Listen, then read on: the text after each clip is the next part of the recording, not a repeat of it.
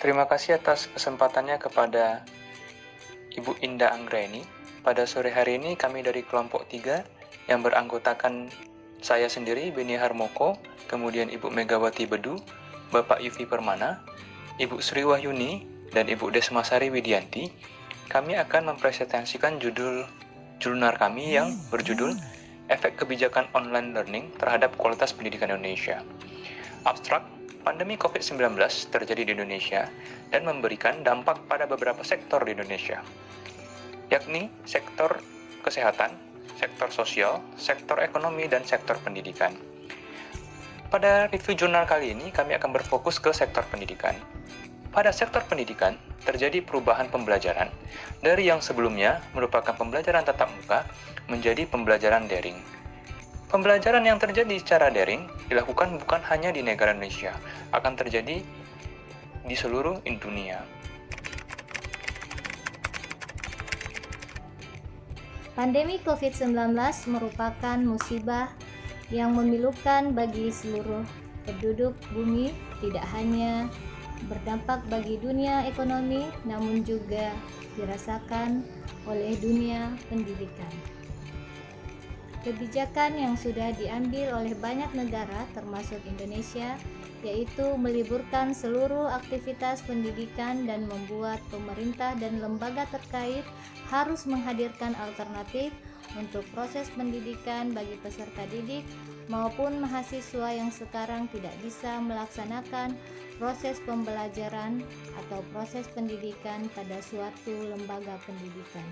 Ini selaras yang dikatakan oleh Sri Herwanto Dwi Hatmo pada jurnalnya yang berjudul Dampak Pandemi COVID-19 Terhadap Efektivitas Pembelajaran Jarak Jauh Secara Daring tahun 2021.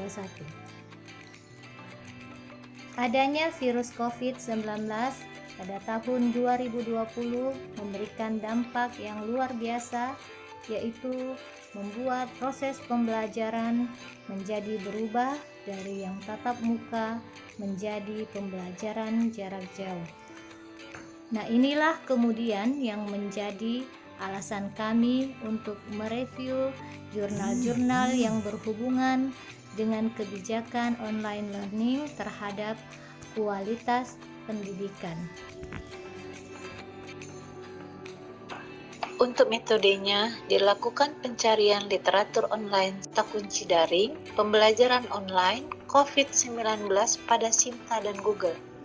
Setelah dilakukan pencarian, didapatkan 12 penelitian, 6 penelitian dari Sinta dan 6 penelitian luar negeri.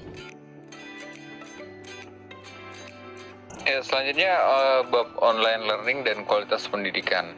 Jadi kebijakan social distancing maupun physical distancing ini mengakibatkan harus diaktifkan kelas tapi dengan metode online. Jadi sekolahnya mesti tutup. Nah, dalam metode online ini peran pendidik dan dalam mengevaluasi efektivitas dan disesuaikan dengan kebutuhan belajar. Namun harus tetap memenuhi aspek pembelajaran seperti proses pengetahuan, moral, keterampilan, kecerdasan, dan estetika. Walaupun sebenarnya metode pembelajaran tatap muka dirasakan lebih nyaman dibandingkan metode pembelajaran jarak jauh secara daring. Kendala lain yaitu adalah koneksi internet yang kurang memadai, sehingga ini jadi hambatan dalam pembelajaran daring. Ada penelitian di Sumatera Barat pada guru TK. Nah, didapatkan kesimpulan bahwa kesiapan guru dan peran orang tua dalam memotivasi anaknya juga memegang peranan penting dalam hal ini. Sehingga dalam hal ini kita bisa simpulkan seorang guru harus melek teknologi dan orang tua juga mesti melek teknologi. Jadi kalau kita simpulkan, keuntungan dan kerugian pada online learning ini adalah keuntungannya bisa menghemat proses belajar mengajar, dihemat waktunya, kemudian bisa mengurangi biaya perjalanan, si siswa tidak perlu ke sekolah, kemudian bisa menghemat biaya pendidikan seperti infrastruktur, peralatan, dan buku-buku mungkin bisa secara online aja. Kemudian keuntungannya lagi bisa menjangkau wilayah geografis yang lebih luas ya, tapi tentu disertai dengan jaringan internet yang memadai. Kemudian bisa melatih belajar lebih mandiri dalam mendapatkan ilmu pengetahuan bagi si siswanya. Kemudian kekurangannya butuh usaha lebih dalam mempersiapkan materi pembelajaran. Ya ini dipahami bahwa seorang guru mesti lebih interaktif dalam hal ini. Kemudian yang kedua harus memperhatikan sisi pedagogi dari suatu materi. Jadi si guru harus lebih mempunyai gaya mengajar yang baru, karena gaya mengajar online beda dengan gaya mengajar offline. Kemudian siswa perlu selalu dimotivasi dan diarahkan. Ya, ini yang menjadi PR utama dari seorang guru. Kesimpulannya, transformasi digital sektor pendidikan di Indonesia bukanlah suatu wacana baru. Berbagai seminar, perbincangan, regulasi, pendukung, dan upaya konkret menerapkan transformasi digital di lingkungan pendidikan tinggi serta pendidikan dasar menengah setelah banyak dilakukan beberapa tahun terakhir. Dan ini sejalan dengan upaya Indonesia menyongsong era industri 4.0 di mana semua aspek kehidupan tidak lepas dari sentuhan teknologi.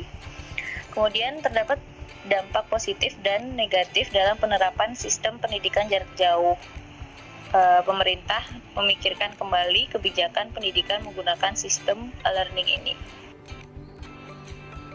Demikian presentasi kami dari kelompok 3. Terima kasih.